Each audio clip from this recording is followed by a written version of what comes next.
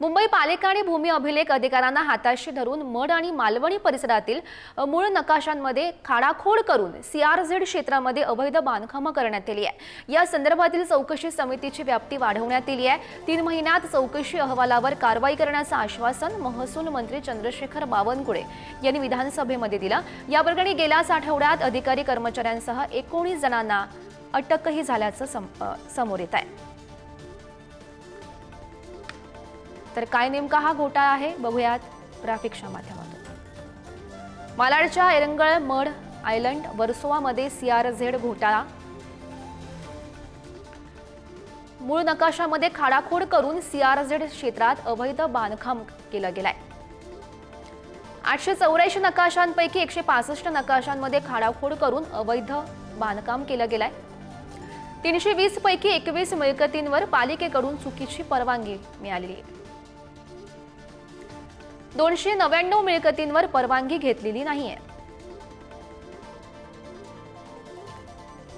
P उत्तर विभागाचे तत्कालीन सहाय्यक आयुक्त घोटाळ्याचे सूत्रधार असल्याचं समोर आलं। या संदर्भात अधिकची माहिती जाणून घेऊयात। आमचे प्रतिनिधी पंकज दळवी सध्या आपल्या सोबत आहेत। पंकज,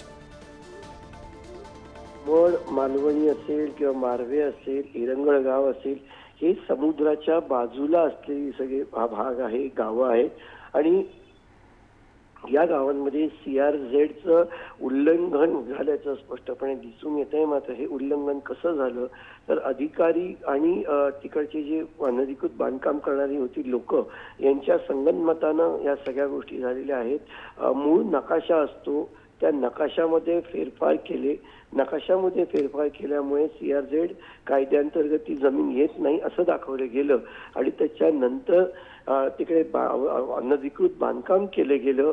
मात्र तपास केला असता हे अनधिकृत बांधकाम जे आहे ते सीआरझेड मध्ये नाही असं दिसून आलं आणि नंतर ही गोष्ट बाब निदर्शनास आली जी अत्यंत धक्कादायक होती की अधिकाऱ्यांना हाताशी धरून नकाशामध्ये फेरफार करण्यात आला होता।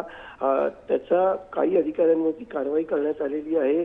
महसूल मंत्री बावनकुळे यांनी दोषींवर कारवाई होईल, एक कारण अत्यंत गंभीर प्रकरण आहे आणि त्या दोषींवर कारवाई होईल अशी भूमिका विधिमंडळात मांडलेली आहे।